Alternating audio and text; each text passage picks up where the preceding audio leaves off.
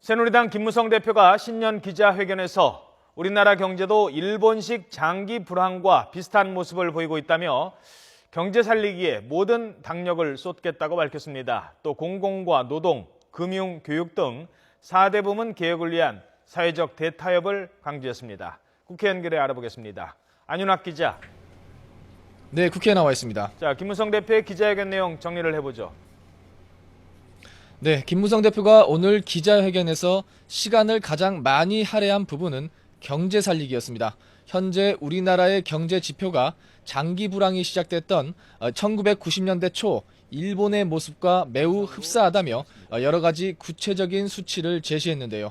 일본의 경제 성장률이 1992년부터 1에서 2%대 저성장 기조로 접어들었고 우리나라도 2011년부터 2에서 3%대에 머물고 있다는 점, 또 한국도 일본을 따라 불황형 무역수지 흑자, 그러니까 국내 투자나 소비가 침체되면서 수입이 줄면서 나타나는 흑자를 기록하고 있고 또 원화 가치 상승으로 제조업이 무너지고 있는 점 등을 예로 들었습니다.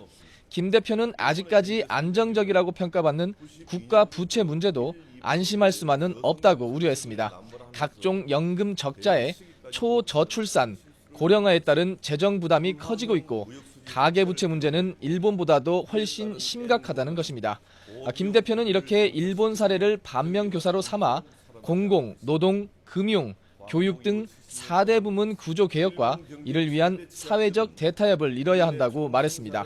김 대표는 따라서 지금은 경제 살리기 외에 다른 곳에 한눈 팔 겨를이 없다. 올해가 경제 살리기의 골든타임이라는 박 대통령의 인식에 전적으로 동감한다며 경제 살리기 총력 지원을 다짐했습니다.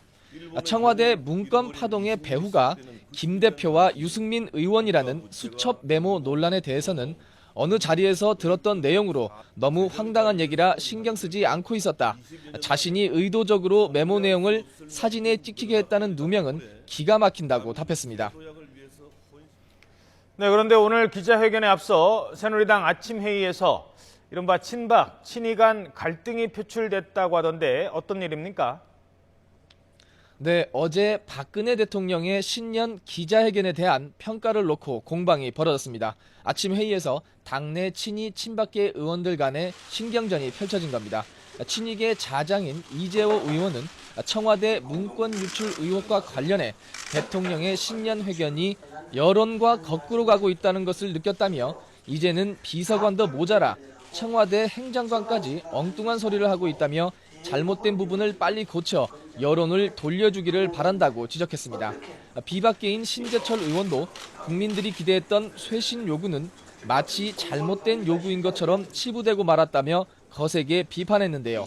이에 대해 청와대 홍보수석을 지낸 친박 핵심 이정현 의원은 대통령의 신년 회견은 먹고 사는 문제에 전념하겠다는 것을 보여준 것이라며 이것을 읽지 못하면 정치인으로서 자격이 없다고 반박했습니다. 이어 인사 문제는 최종 인사권자가 공개적으로 구체적 방향을 밝히는 순간 조직은 멈추게 되는 것이라며 결국 국민들만 손해를 보는 것이라고 말했습니다. 지금까지 국회에서 YTN 안윤학입니다.